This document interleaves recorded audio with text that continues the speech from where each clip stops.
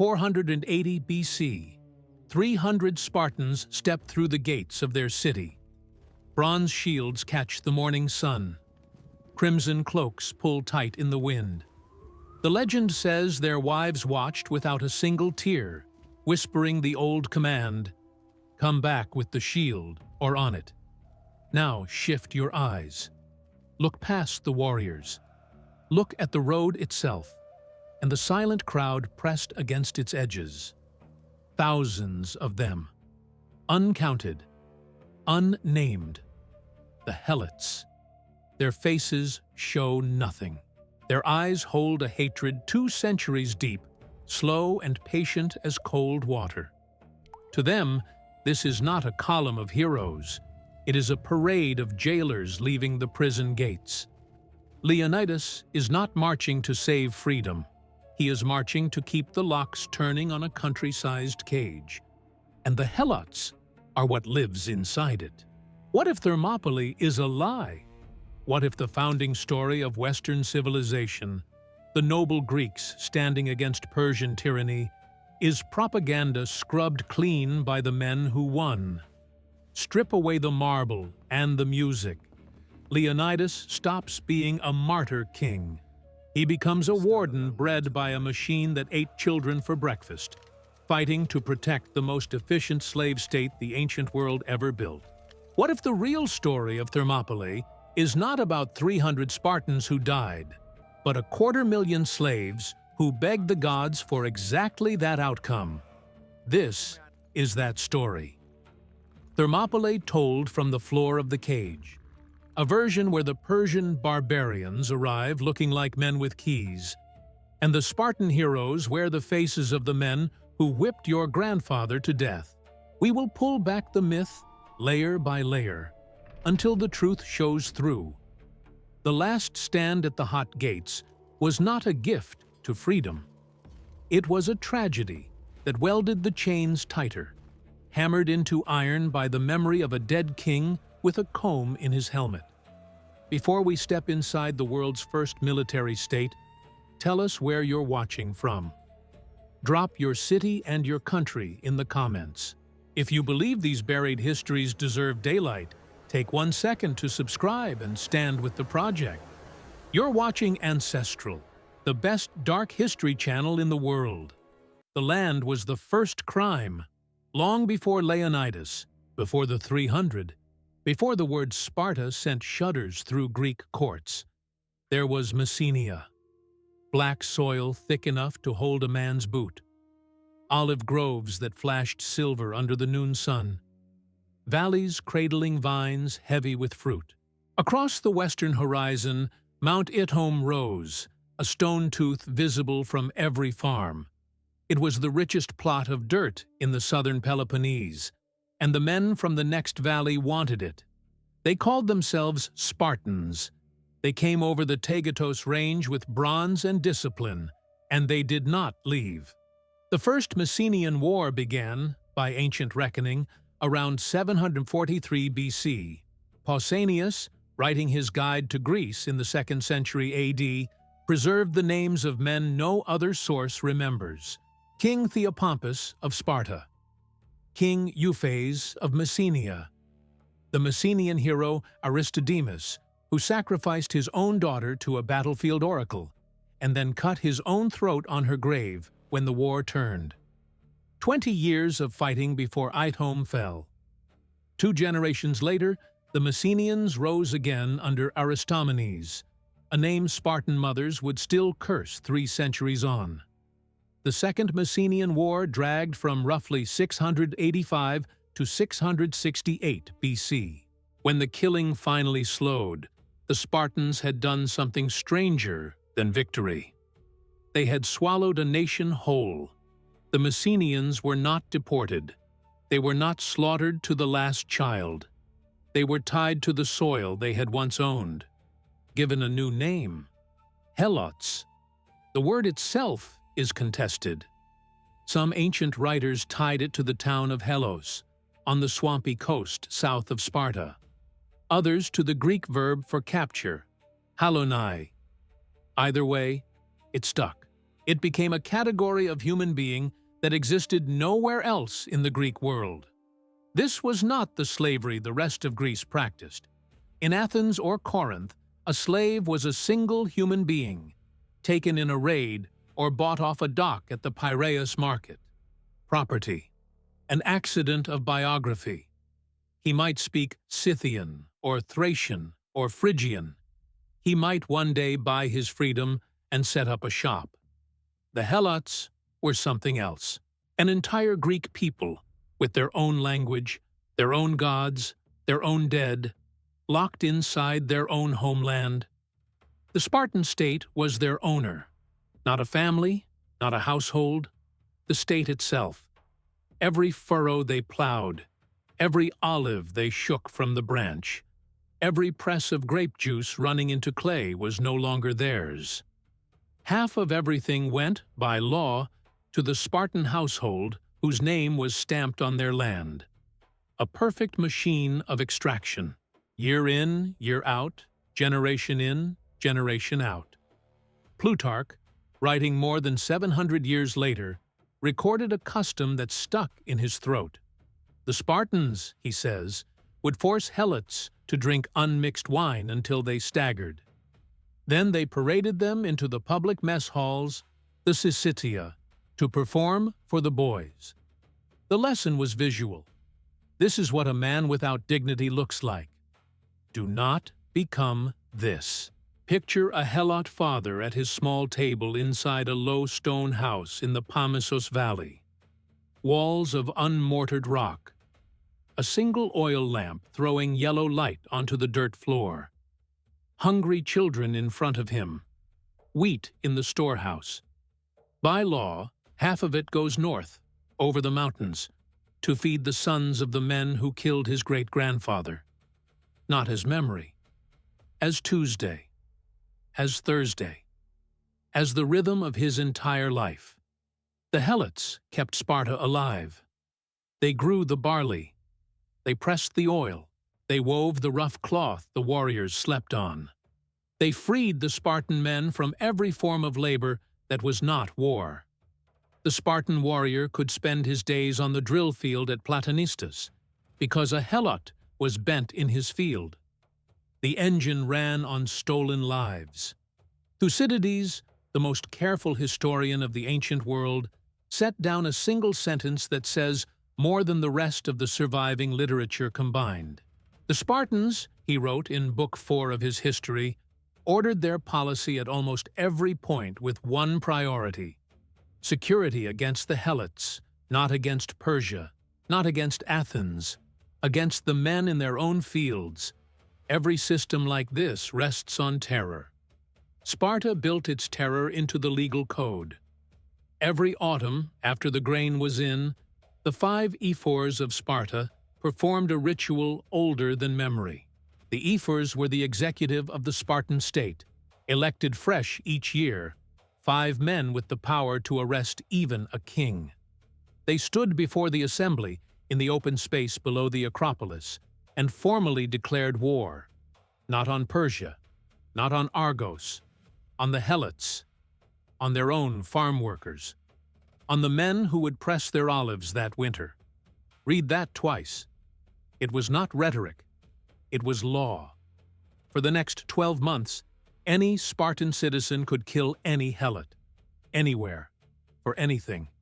No trial, no fine, no religious stain. In a culture obsessed with blood pollution, where killing a free Greek required ritual cleansing at a shrine, the death of a Helot left no mark on the killer's soul. The ephors had pre-cleaned it. A Helot who walked too upright. A Helot who answered too quickly. A Helot whose son looked clever.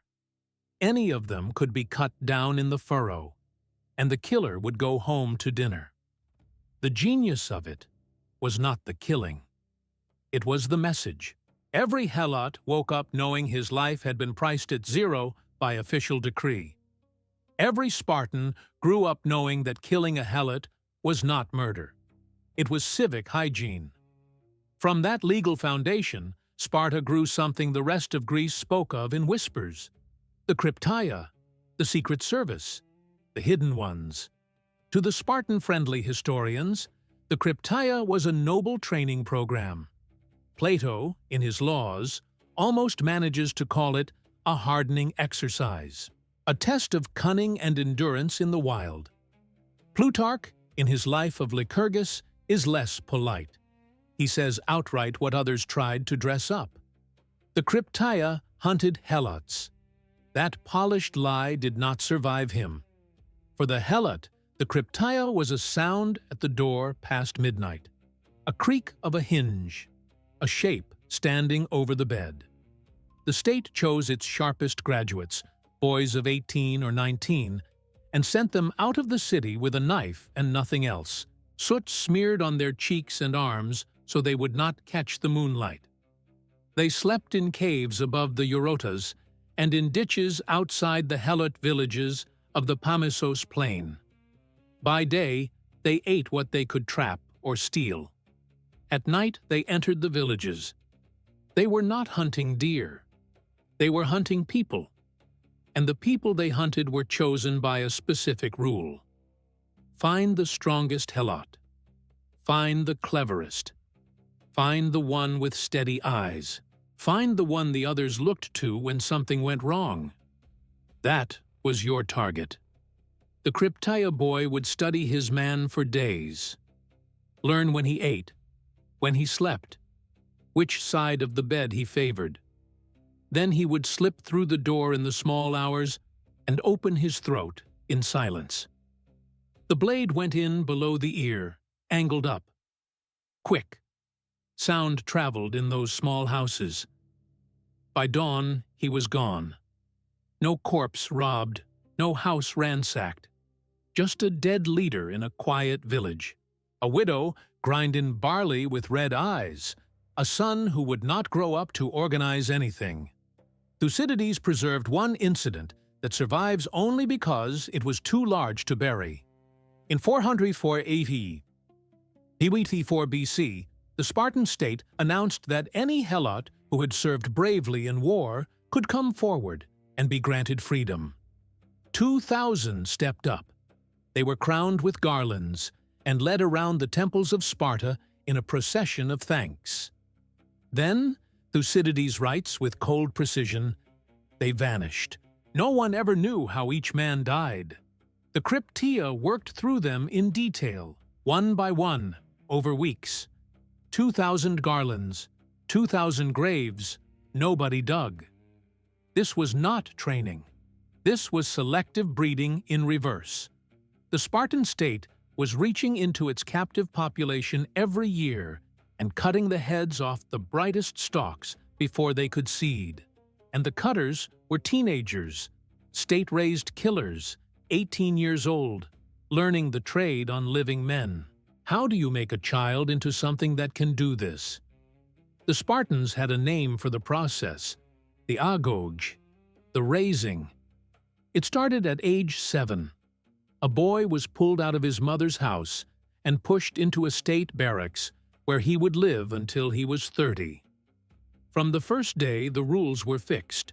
Hunger was the constant. Rations were short on purpose, calibrated to keep him just below full. The lesson was clear from the start. If you want to eat, steal. The boys raided kitchens and storehouses, and they learned to do it well because the punishment for theft was not the theft itself. It was getting caught. Plutarch tells the story of the boy with the fox. He had stolen the animal and hidden it under his cloak. A trainer stopped him to ask a question. The fox began to bite. The boy answered the question, voice steady, while the animal ate through his stomach. He fell dead at the trainer's feet rather than be caught. The story may be polished. The lesson behind it was not, get caught and you are beaten until you bleed. The lash was for incompetence, not for crime. His head was shaved at the start of each year. He was given one cloak, summer or winter, the same cloth. His bed was a pile of reeds he cut himself from the banks of the Eurotas because they were forbidden a blade for the job. The river ran cold even in summer, fed by snowmelt off Tegetos. He waded out in the dark and tore the reeds with his bare hands until his fingers split. The trainers, the paidonomoi, walked among them with whips and used them constantly. Each paidonomos was assisted by older boys called irenes, 20-year-olds who ran the day-to-day discipline. Tears brought the lash. Complaint brought the lash. A slow answer brought the lash. The boys learned to wear stone faces.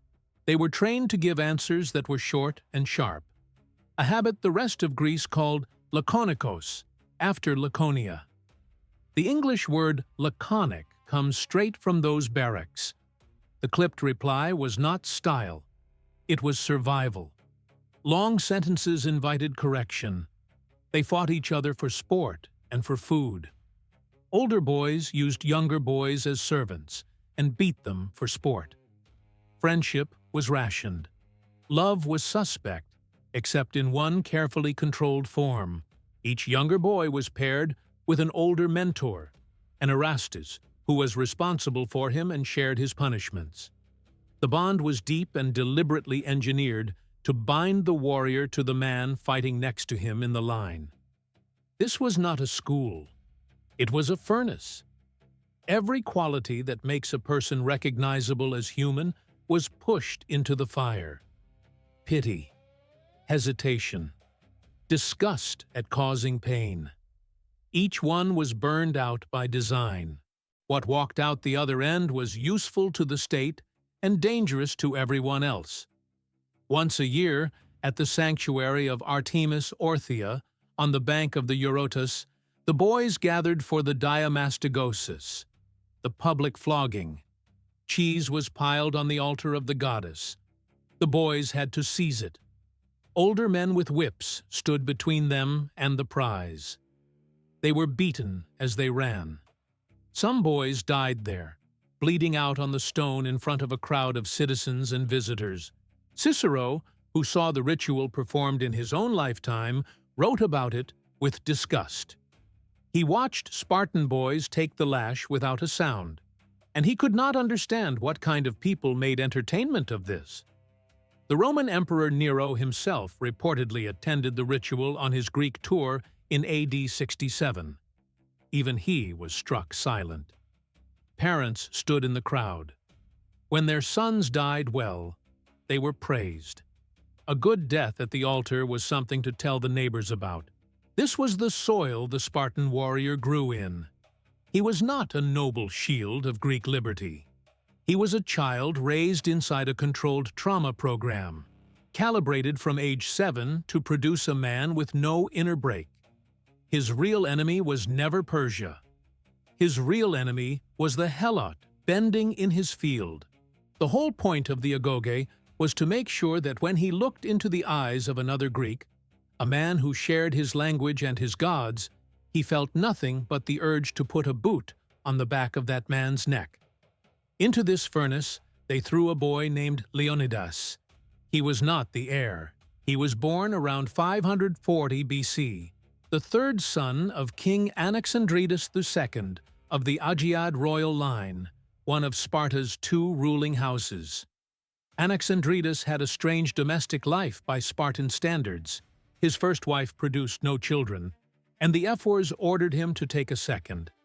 He refused to put the first aside, so he kept both, in 2 houses, the only known case of polygamy in Sparta. The second wife gave him Cleomenes, the firstborn.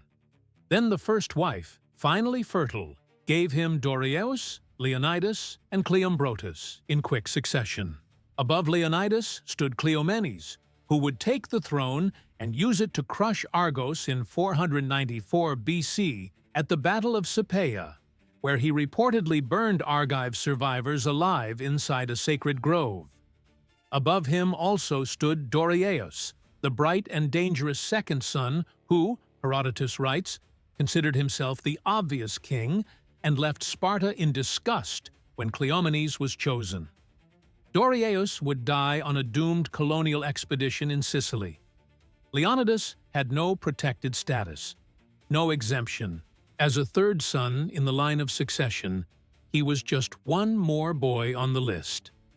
7 years old when they came for him, he felt the same hunger, the same one thin cloak in winter, the same reeds cut from the same river.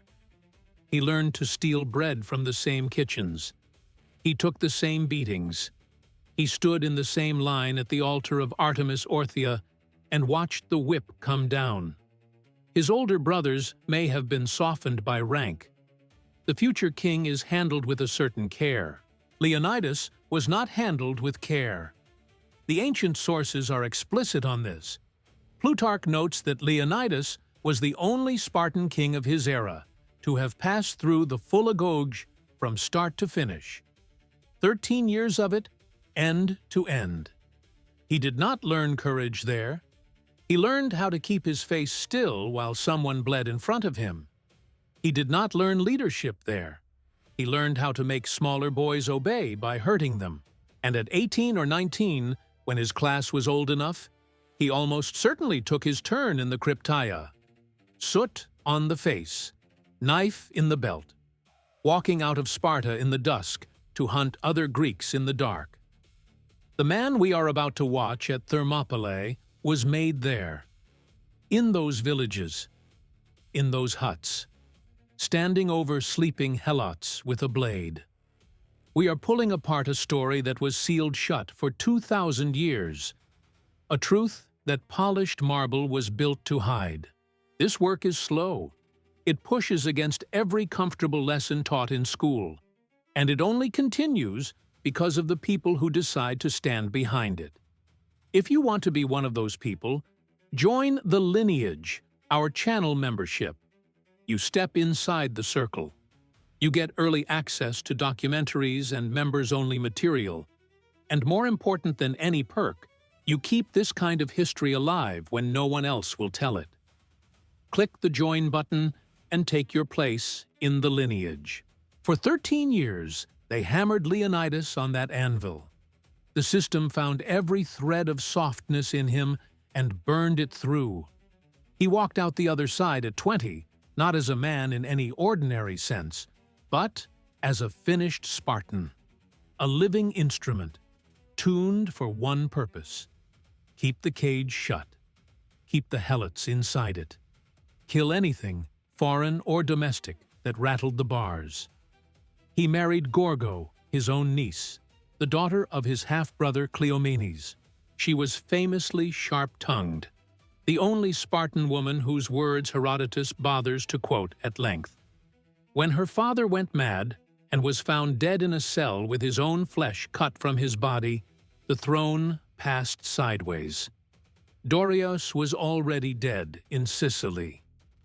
Leonidas, the third son who was never meant to rule, became king around 489 BC.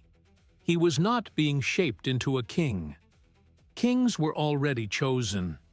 He was being shaped into the perfect warden of 250,000 prisoners. The throne fell on him by accident. And while he stood on the parade ground in Laconia, sweating in his bronze, polishing the skills of domination, riders were already moving along the coast roads of Asia Minor. From the marble palace at Susa, from a king Leonidas had never seen, a king named Xerxes, son of Darius, who ruled more men than Leonidas had ever imagined existed. A king who was about to send a single, simple demand to every city in Greece: earth and water, the symbols of submission. A handful of soil, a cup of river water, handed to a Persian envoy as a sign that your land and your water now belong to the great king. The demand would put a knife to Sparta's throat and force Leonidas to march straight toward it. From the fields, they watched the house of their masters begin to rot from the head down. Leonidas was not supposed to be king. The throne belonged to his half-brother Cleomenes, a man who had begun his reign in 519 BC with a cold, tactical mind, and was now sliding into something darker. The Helots heard the stories first. They always heard first. House slaves carried them out at dusk, whispered them into the ears of field workers who passed them along the irrigation ditches running off the Eurotas. Cleomenes was cornering citizens in the open agora and jabbing his royal staff into their faces, demanding answers to questions that made no sense. He had begun drinking his wine unmixed, a habit every Greek considered the mark of a savage. Herodotus, who had access to Spartans alive in his own generation, recorded the slow public collapse of the king with something close to shock. The detail he chose to keep was small and damning. The royal scepter, the same staff used to give judgments in the assembly, was now being shoved into the faces of men buying olives in the market. His mind was unspooling in front of the city. He became convinced that his fellow king, Demaratus of the Eurypontid line, was a bastard. The two royal houses of Sparta had ruled side by side for 3 centuries. The Agiads and the Eurypontids, descended from twin sons of Heracles by the official lie. Cleomenes set out to break that balance. He sent his agent, Cobon, son of Aristophanes, with silver to Delphi, and bribed the priestess Periala to deliver a rigged oracle. Demaratus was deposed. He fled across the Aegean to the court of Darius and was given the cities of Pergamum, Teuthrania, and Halisarna in Mysia as a personal estate. The fraud at Delphi was uncovered within months. Cobon was driven from the sanctuary. Periala was stripped of her office. A king of Sparta had bought the voice of Apollo, and the whole Greek world knew it. For the Helots, who lived under the whim of these men, it was a crack in the granite. The machine could break. The other brother, Dorieus, would not stay in a city ruled by his mad sibling. Herodotus says he asked the Spartans for a colony, and got it, sailing west around 514 BC with the seer Antichares of Eleon, who had read him a Delphic verse promising the land of Heracles in Sicily. First to the African coast near the Cinips River, west of Leptis Magna, where after 2 years of building, the Carthaginians under their general Mago and the local Macae tribes drove him back into the sea.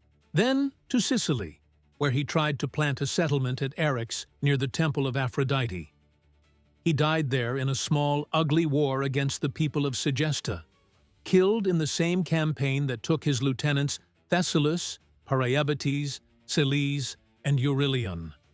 His body was left in foreign soil, one heir mad, one heir buried in Sicilian dust.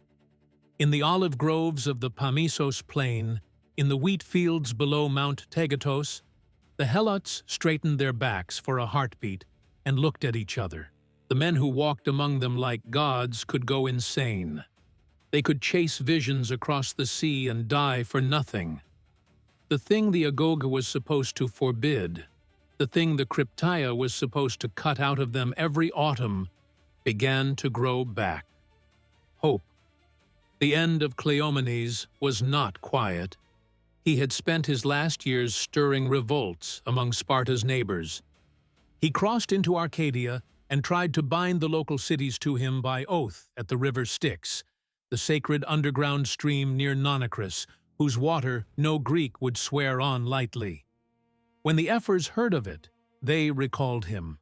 He returned to Sparta. The Ephors arrested him and put him in wooden stocks. He sat there for days, a king in a frame, ankles bruised, hands free. Citizens walked past him in the open. His own kin, brothers-in-law and cousins, looked the other way. According to Herodotus, he asked a Helot guard for a knife. The guard, frightened of refusing a king, handed it over. Cleomenes began at his shins. He cut strips of flesh from his own legs, working upward. Calves, thighs, belly.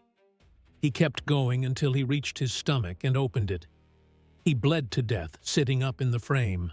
The Spartans afterward said the gods had punished him for bribing Delphi or for burning the Argive survivors alive inside the sacred grove of Argos in 494 BC, an act that had left 6,000 bodies cooked into the trees. The Helots, hearing it whispered in the dark, drew a different lesson. The masters could die screaming, with a Helot's blade in their hand. The throne was empty. Dorieus was gone. The succession fell sideways onto the third son, the boy who had passed through every brutal door of the agoge with no expectation of rule. Around 489 BC, Leonidas became king of Sparta. His first act of consolidation was his marriage. Gorgo was the daughter of his dead half-brother Cleomenes, his own niece, raised inside the same household where her father had cut himself to pieces. She had been a sharp child. Herodotus tells the story of her at 8 or 9 years old, sitting at her father's knee while the exile Aristagoras of Miletus tried to bribe him into supporting the Ionian revolt. The bribe climbed from 10 talents to 50. Gorgo told her father to send the man away before he was corrupted. The line passed into legend. The girl in the corner had given a Spartan king his most quoted moment of wisdom. Now she was Leonidas's wife. The marriage tied the Agiad line together and gave the new king a partner whose mind had been formed inside the same house of madness. He inherited a country sitting on a fault line, and the tremor was already moving west. In 491 BC, envoys from Darius the Great had arrived at the gates. They came from the largest empire any Greek had ever heard of, a state that stretched from the Indus to the Nile, that ran a postal road of mounted couriers from Sardis to Susa, the Angareon, faster than any communication system in Europe. Herodotus describes them. Neither snow, nor rain, nor heat, nor darkness held them back, a line Americans would borrow 23 centuries later for a different post office. The empire had absorbed Babylon in 539 BC, Lydia in 547 BC, and Egypt in 525 BC without much trouble. Their request was a standard Persian formula: earth and water, a handful of soil, a cup from a local stream. Submit and be left to your customs, your priests, your festivals. Pay the tribute. Send the soldiers when asked. The Spartans heard the word submit and stopped listening. There was no debate in the Council of Elders, the Gerousia, no clever counterproposal. The reflex of the slave state took over. The envoys, men sacred under the diplomatic conventions every civilized people respected, were dragged through the streets of Sparta to a public well. The taunt has come down across the centuries. Dig it out for yourselves. Then over the lip, down into the dark. Athens did the same. Their envoys went into the Barathron, the execution pit on the slope of the Hill of the Nymphs, where common criminals were thrown to die. 2 Greek cities had just murdered Persian heralds, an act so polluting that the Spartans, decades later, would still be trying to make ritual amends for it. Around 430 BC, according to Herodotus, 2 Spartan citizens, Sperthius, the son of Anaristus, and Bulis, the son of Nicolaos, would volunteer to travel to Susa and offer their own lives to Xerxes' son, Artaxerxes, as recompense for the killings. They would be sent home. The pollution would still hang over the city. This was not defiance from a position of strength. It was the thuggish reflex of a ruling class that had killed its way through every problem for 2 centuries. The Spartans lived in a world where they could put a blade into any helot in the field and walk home for dinner. They could not imagine a power that would call them to account. They had just earned one. In the fields, the news traveled at the speed of whispers. The Helots heard which envoys had been killed, and they understood what would follow. Persia did not forget. Darius struck first at Athens in 490 BC. The expedition was commanded by his nephew Artaphernes and the Median general Datis, and it carried with it the deposed tyrant Hippias, son of Pisistratus, now in his 80s, hoping to be installed as a Persian client in his old city. Marathon was supposed to settle the matter. It did not. The Athenians, led by Miltiades, and fighting alone except for a small Plataean contingent under Aramnestus, broke the Persian line on the beach. The Spartans, delayed by another Carneia festival, arrived after the burials were done. 2,000 men under arms. They walked the battlefield in silence, looking at Persian dead piled along the marsh, and went home. Darius lived another 4 years, planning a return that would not be a punitive raid, but an erasure. A revolt in Egypt in 486 BC pulled his attention south. He died that same year with the army still gathering. The work passed to his son. Xerxes was not his father. He was colder, more methodical, and he had grown up listening to the story of the Spartan well and the Athenian pit. He spent his first years putting down the Egyptian revolt, and another in Babylon, where he is said to have melted down the golden statue of Marduk and killed the priests who tried to stop him. By 481 BC, he had finished what Darius started. Herodotus, who interviewed men who had seen the army marching, gives numbers that strain belief. 1,700,000 infantry, 80,000 cavalry, 1,200 warships. Modern historians cut these by 90%, and the army is still the largest the ancient world had assembled. 46 nations under arms, drawn from every satrapy. Persians and Medes in scaled corselets. Indians in cotton, carrying cane bows. Ethiopians painted half white and half red, with leopard skins across their shoulders. Sagartians who fought with leather lassos. Thracians in fox skin caps. Lydians who looked almost Greek. A bridge of boats lashed across the Hellespont at Abydos, designed by the engineer Harpalus after the first bridge was destroyed in a storm. Xerxes had the sea itself flogged with 300 lashes and branded with hot irons for daring to break his work. A canal cut straight through the peninsula of Mount Athos, 3 years in the digging by a workforce supervised by the generals Bubaris and Artachaes to spare the fleet the storms that had wrecked the previous Persian expedition under Mardonius in 492 BC. Supply depots were planted along the Thracian coast at Tyrannida, Doriscus, Ion, and Lus Acte. The army would march along a logistics chain pre-built across 2 continents. The whispers reached the Helot villages months before the army did. A force so large it drank rivers empty. A column that took 7 days and 7 nights to cross a single bridge. For the Greeks, the numbers were terror. For the Helots, the numbers were prayer. They knew what Persian rule meant. They had heard about Cyrus, who had freed the Jews from Babylon in 539 BC and sent them home with money to rebuild their temple. They had heard about Darius, who had let the Egyptians keep their priests and their language, who had carved their own gods onto his monuments at Behistun. The Persian Empire did not enslave entire peoples. It taxed them and left them their gods. To live as a subject of the great king was a kind of liberation no Helot had ever known. A silent question moved through the slave quarters of Laconia. Is this it? Is this the army the world finally sends to break the prison?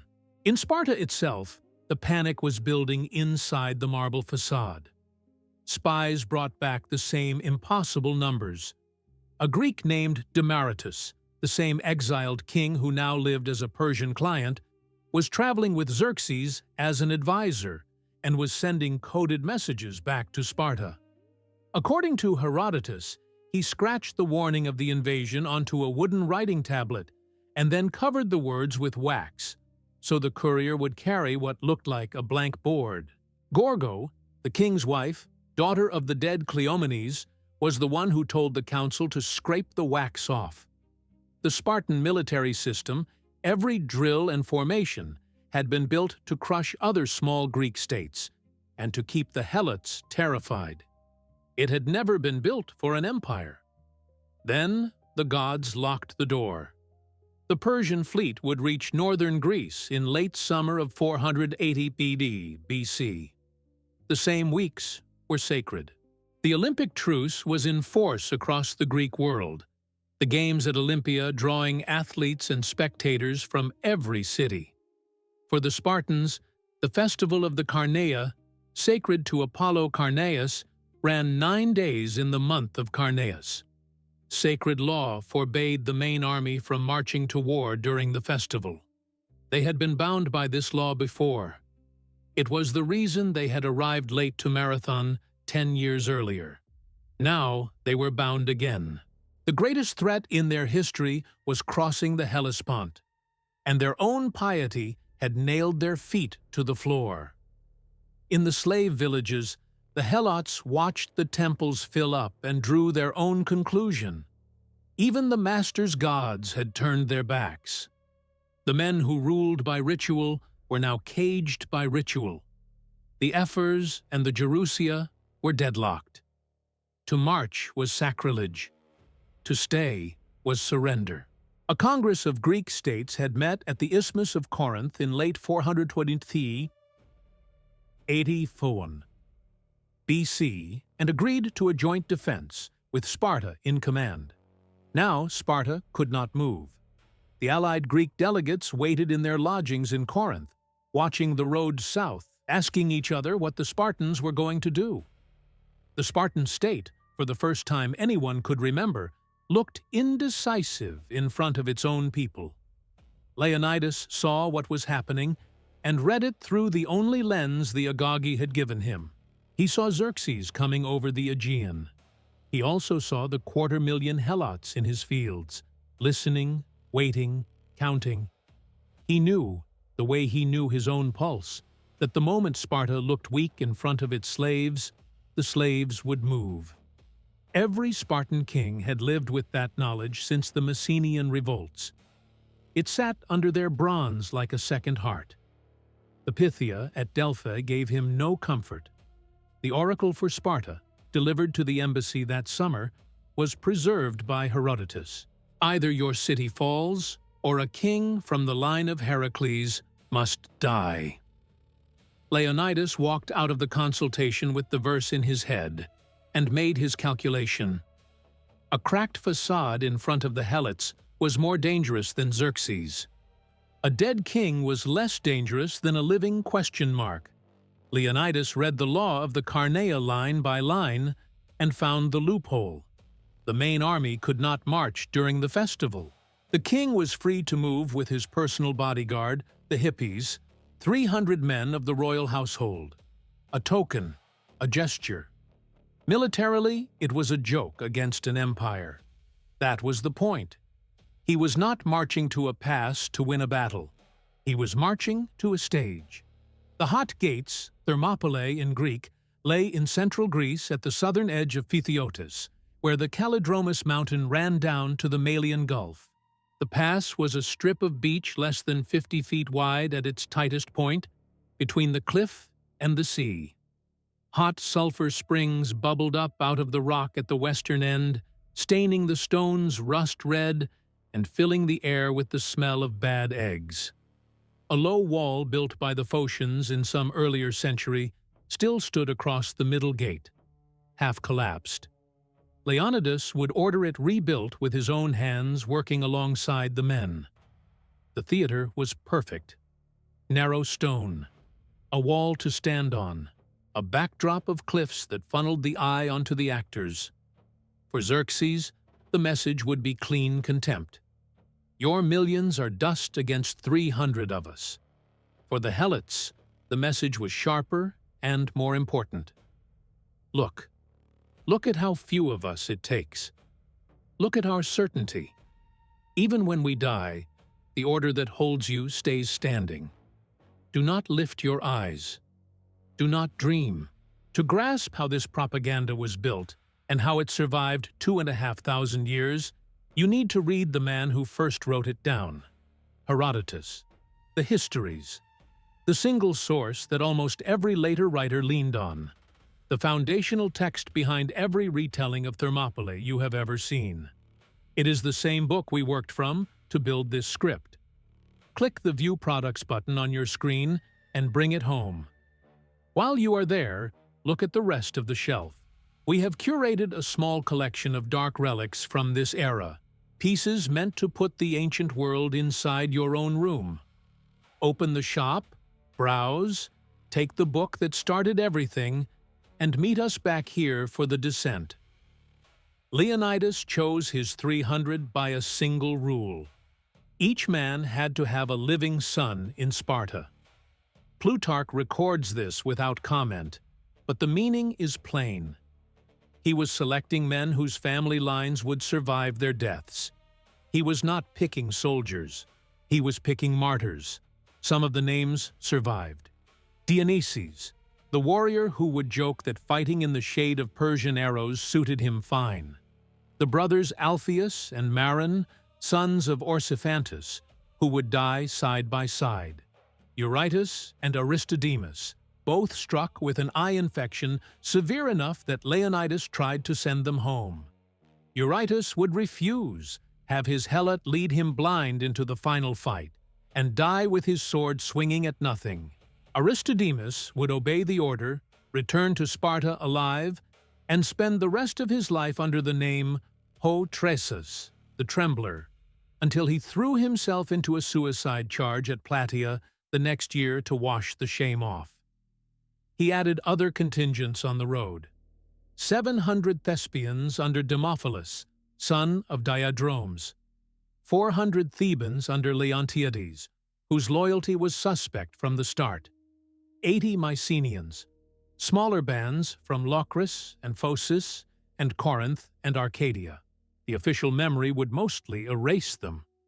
The number that would carry across the centuries was 300. When the column moved out of the city in early August 480 BC, the women lined the road in silence. The bronze of the shields caught the morning light. The crimson cloaks moved together like a single banner. Gorgo stood among the women. Plutarch preserves her parting question. She asked her husband what she should do. He answered, "Marry a good man and bear good children." Behind the warriors, walking in service, came the Helots. Thucydides, careful as always, says each Spartan was attended by 7 Helots on campaign. 2,100 slaves walked behind 300 warriors, carrying water skins, salted barley, spare spears, the personal possessions of the men who had been killing their leaders in the dark for 2 centuries. They walked north toward the hot gates carrying the gear of their jailers. Leonidas was leading the elite of the Spartan system to its perfect public death. The blood that was about to be spilled in a narrow pass between cliff and sea was not going to free Greece. It was going to consecrate the slave state. It was going to wrap the prison in a story so beautiful that future generations would forget the prisoners ever existed. The road climbed north out of Laconia, past the temple of Athena Alea at Tegea, through the highlands of Arcadia, down the coast of the Corinthian Gulf. They passed the Isthmus, where slaves were already piling stones for a defensive wall that would never have to be used. They passed Thebes, where the 400 Thebans joined them under sullen orders.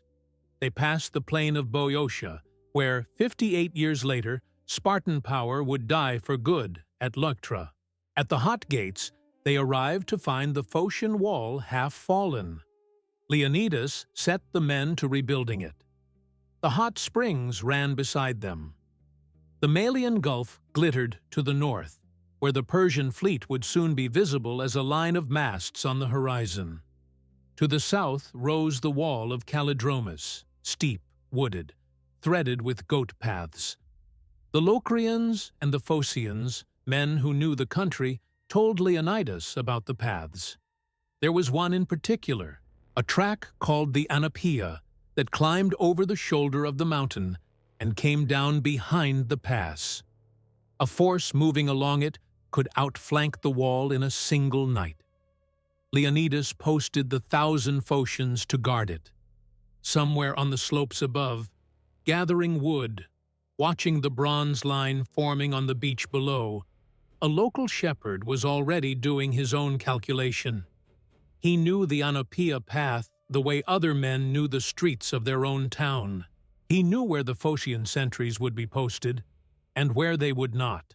His name was Ephialtes, son of Eurydemus, of the town of Malis, and he had decided that the great king paid better than the Spartans ever would.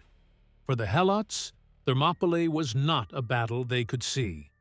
It was a wind that carried scraps of news south through Thessaly, across Boeotia, past the Isthmus, into the valleys of Laconia.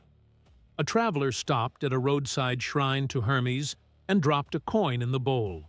A merchant unloaded grain at the port of Gythaeum and traded gossip with the dock slaves.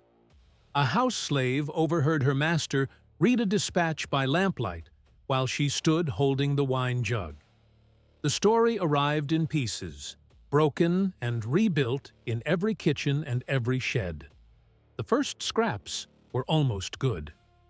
A summer storm off Cape Sepias, the long rocky finger reaching into the Aegean from Magnesia, had caught the Persian fleet at anchor and torn it apart for 3 days. Herodotus put the loss at 400 warships and uncountable supply vessels, their wreckage washing up between Casthanea and the Cape. Bodies in striped Phoenician tunics rolled in the surf for a week. Local fishermen at Meliboea grew rich, pulling Persian gold cups out of the sand. The Spartan masters drank to it in their Syssitia, the public mess halls where the citizens ate barley bread, and the famous black broth made of pork blood and vinegar. The gods of Greece were waking, they said. The Helots said nothing. They had learned a long time ago that silence cost less than the wrong word. Then the news from the pass itself began to arrive. On the first day, Xerxes had sent the Medes and the Scythians, men in cloth caps and embroidered tunics, against the narrow gate. They had been packed into the strip of beach between the cliff and the sea, where the wall of Spartan shields gave them no room to use their numbers. The Spartans had used a tactic Herodotus describes precisely.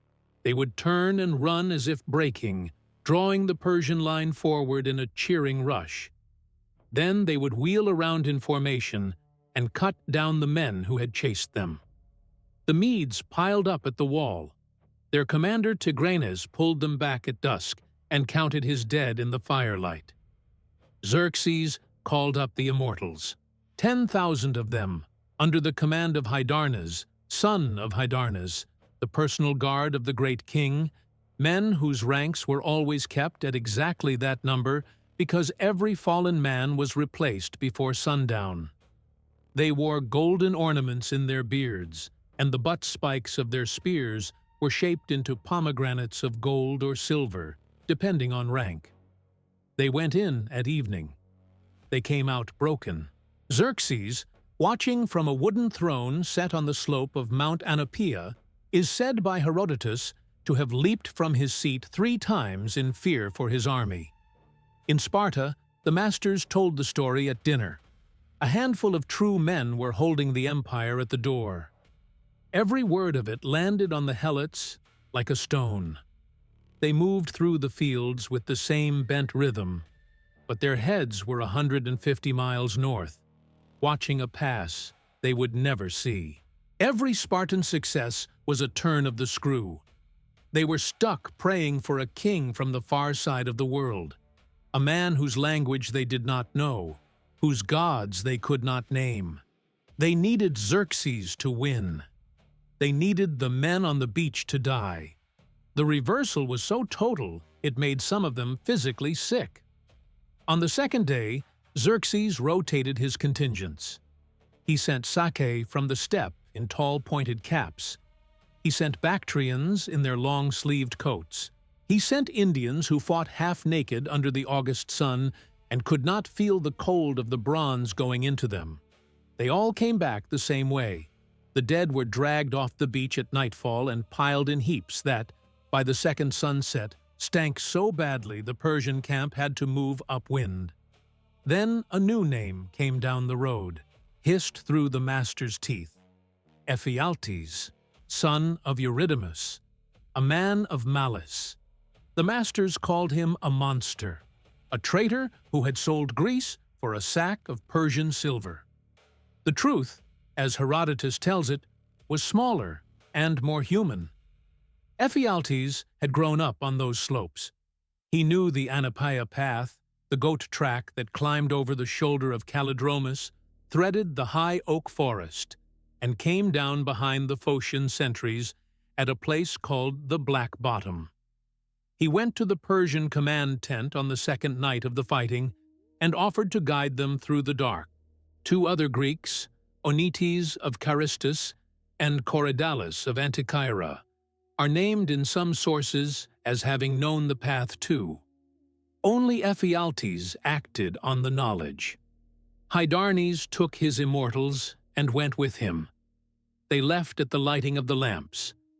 They climbed all night through the oak woods, the dry leaves of last autumn loud under their feet, the air growing cold as they passed 3,000 feet. At dawn, they came over the ridge and saw the Phocians, the 1,000 men Leonidas had posted to guard the path, scrambling for their weapons. The Phocians ran uphill toward higher ground, thinking they were the target. Hydarnes glanced at them and kept going. He had a king to encircle. In Sparta, the name Ephialtes became a curse that mothers used to frighten children. A bounty was placed on his head.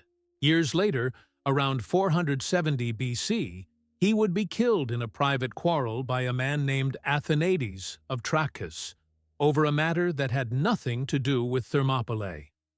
The Spartans rewarded Athenades anyway, retroactively, for a murder he had committed for the wrong reasons. In the Helot villages, it became something else, a question. A man from Malis had looked at the Spartan position and seen what no Greek of consequence was supposed to see. A weakness, a door. He had opened it. The official histories would put his motive as gold, but no honest reader of Herodotus believes the picture is that clean. Ephialtes had grievances. He had a family. He had reasons we will never know. What he did was put a knife under the most polished myth in Greek history before it had even hardened. For the Helots, he was not a traitor to a Greece they had no share in. He was the man who had shown the avalanche where to fall. On the dawn of the third day, the Spartans on the wall saw what had happened. Their lookouts on the high ground came running down with the news. Leonidas dismissed most of the allied contingents. Herodotus is careful with this moment. He says some left of their own accord, and some were ordered home. The 700 Thespians under Demophilus, son of Diodromes, chose to stay. The 400 Thebans were kept by Leonidas as hostages, since he no longer trusted their city's loyalty. The 300 Spartans remained because they had been chosen never to leave. They ate their last breakfast where the hot springs ran. The water still rose out of the rock, smelling of sulfur, staining the stones the same rust red it stains today. Megistius the seer, an Acarnanian from the lineage of Melampus, had read the morning sacrifices and announced that death would come before evening. Leonidas told him to leave. Megistius refused, but sent his only son home. Leonidas is reported to have told his men to eat well, because that night they would dine in Hades. They moved out from behind the wall. They went forward into open ground, where their corpses would block the Persian line for longer. They fought until their spears broke, then with swords. When the swords broke, they fought with hands and teeth. Herodotus uses both words. Dionysus, the man who had joked about Persian arrows blocking the sun, died there. Alpheus and Maron, the sons of Orsifantus, fell together. Eurytus the blind, who had refused the dismissal Leonidas offered him, had his helot lead him into the press, and was cut down with his sword swinging. Leonidas was struck down somewhere in the middle of the fighting, and Herodotus describes a vicious struggle over his body, the Spartans throwing themselves 4 times into the Persian line to drag him back. 2 of Xerxes' own half-brothers, Abrocomes and Hyperanthes, sons of Darius by Fratagoon, were killed in that fight over the corpse. The Spartans got Leonidas back. They pulled him behind a small rise of ground and made their final stand on it. The last men were killed by archery, Persians standing at distance and shooting them down because no one would come close. Xerxes, walking the field afterward, ordered Leonidas's head cut off and the body crucified. Herodotus, who never forgot a detail, calls this the act of a king whose anger had finally broken his judgment. Persian custom held the body of a brave enemy sacred. Xerxes had abandoned his own tradition for the small revenge of a spike through a dead man's hand. The Persian dead were a different problem. 20,000 of them by Herodotus's count. Xerxes ordered most of them buried in trenches and covered with leaves, then walked his army over the ground so visiting Greeks would see only 1,000 corpses and think his losses light. The trick fooled no one. The smell alone told the truth. The news traveled south. In the fields of Laconia, the Helots heard it the way the dying hear a verdict. Leonidas was dead. The 300 were gone. The Persian column was moving south through Phocis, burning Drymos, Charadra, Arocus, Tithronium, Amphicia, Neon, Pedia, Tritia, Elatia, Hyampolis, and Parapotami. Herodotus lists the towns by name. Then the column went into Boeotia and burned Thespiae and Plataea on the way to Athens. A helot in the wheat fields below Mount Tegetos straightened up from his work. The August sun was on his back. The cicadas in the olive trees were screaming. He looked across the valley, fields stretching as far as the haze, thousands of bent backs the same as his. A silence fell that was not the silence of grief. It was the silence of a door no one had ever expected to see open. The wardens were mortal. The legend of the unkillable Spartan had been killed. For 2 days, 3 days, the great houses of Sparta stayed shuttered. The ephors went into closed session in the Ephyrean. The Gerousia consulted the records of every previous omen kept in the archive. Messengers were sent to Delphi. The streets were quiet in a way they had not been quiet in 100 years. The widows of the 300 came out in public wearing white, smiling, because Spartan custom required them to show pride. Plutarch records this rule with a kind of horror. The mothers of the dead 300 walked through the agora as if they had received good news. In the slave villages, men looked at the knives in their kitchens and the iron tools in their sheds, and they looked at each other, and the question moved between them without anyone saying it aloud. Now, or wait. Wait for Xerxes. The Persian column was coming south. They waited. It was the worst decision they would ever make, and there is no honest way to fault them for it. They had been raised inside terror. They had been culled every autumn by teenagers with knives. They had no leaders left. The Krypteia had been doing its work for 2 centuries, and now, in the only moment when leadership might have changed history, the men who would have led the rising were already buried in their own fields. They waited for the Persians to do it for them. The Persians did not come. Xerxes burned the city of Athens. He stood on the Acropolis and watched the temples of the goddess go up in smoke. The old wooden temple of Athena Polias collapsed in flame. The sacred olive tree she had planted in the contest with Poseidon was burned to a stump. Then his fleet sailed into the narrow water at Salamis, baited there by a slave named Sisinus, the personal servant of Themistocles of Athens, who rowed across the strait at night with a message designed to be believed. Themistocles had calculated the geography down to the hour.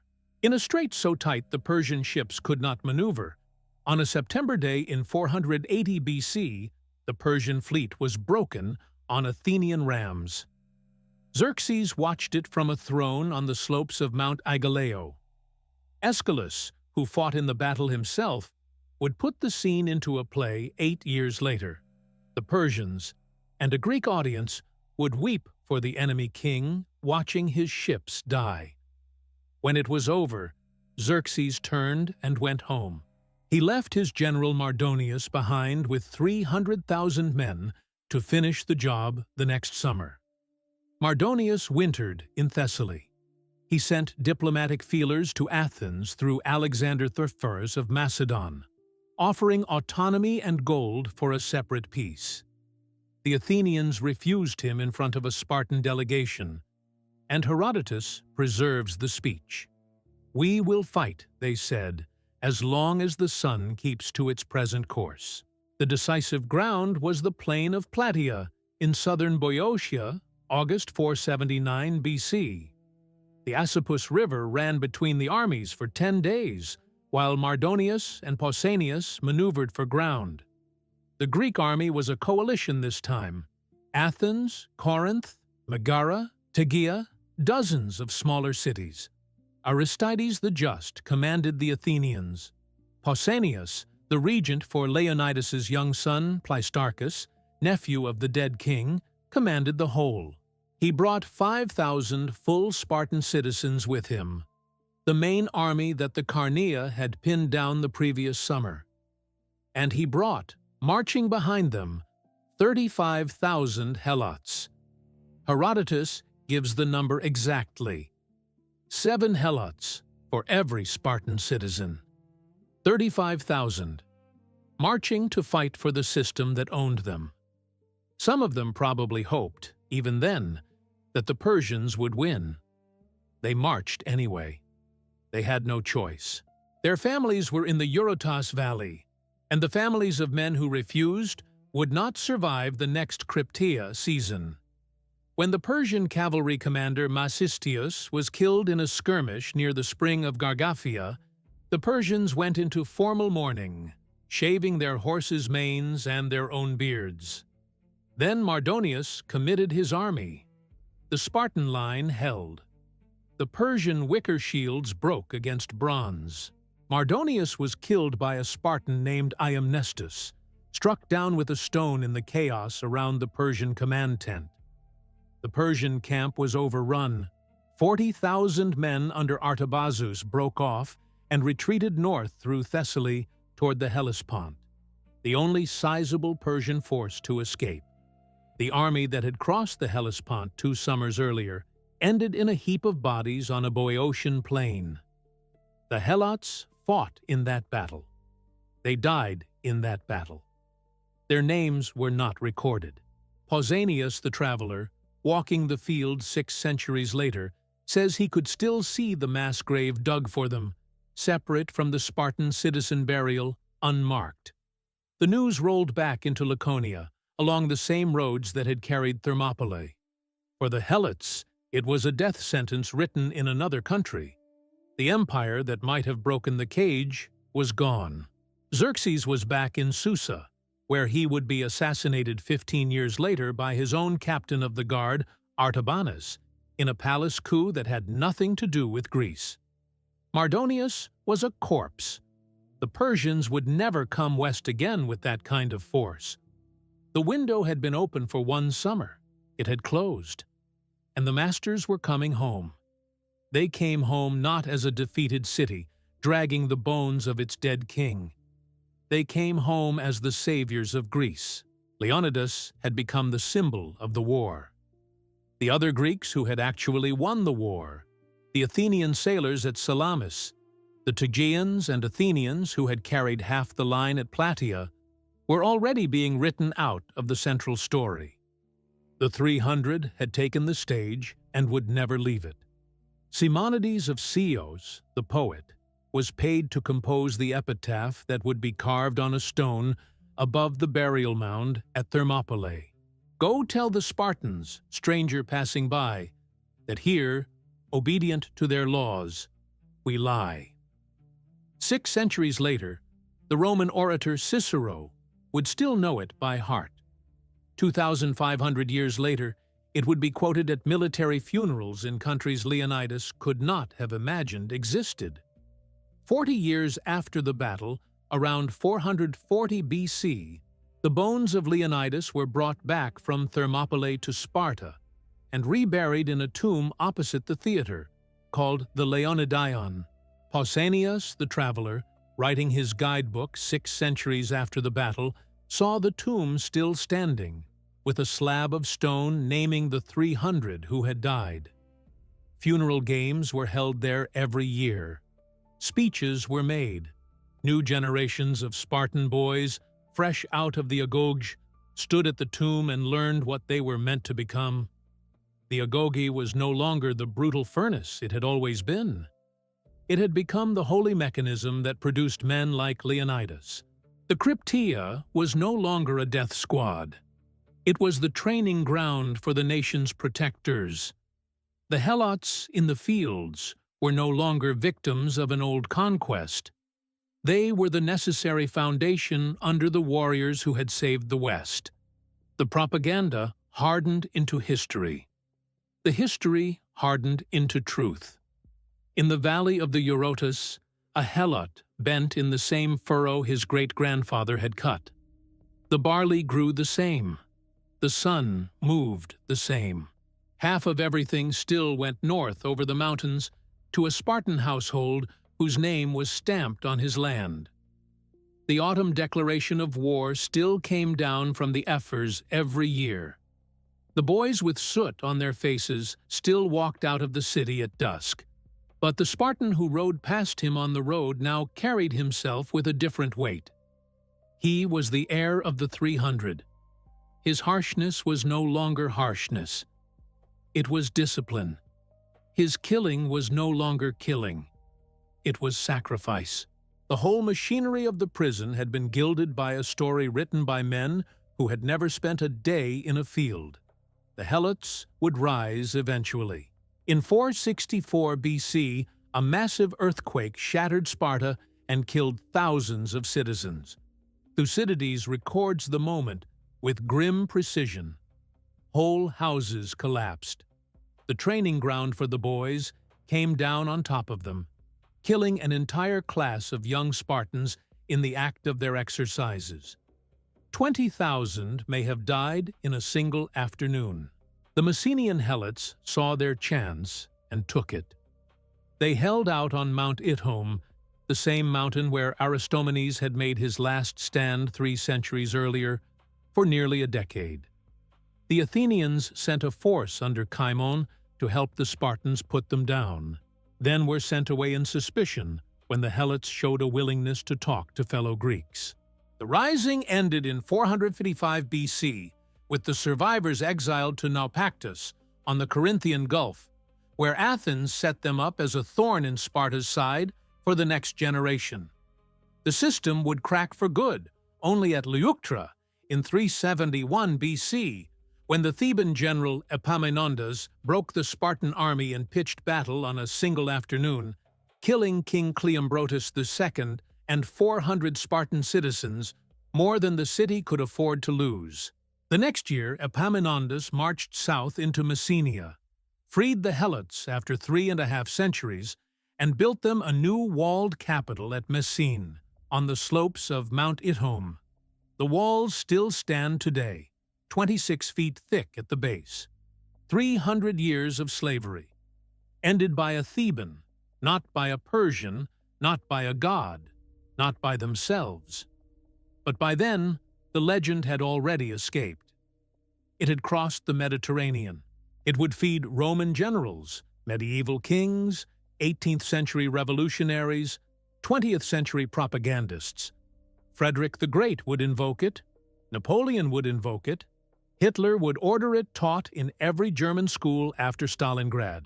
Every man who wanted a clean myth of a few brave Westerners standing against a tide of Eastern barbarians could reach back and find Leonidas waiting for him on the wall at Thermopylae, clean and bronze and untroubled by the 35,000 slaves who had marched behind his nephew at Plataea.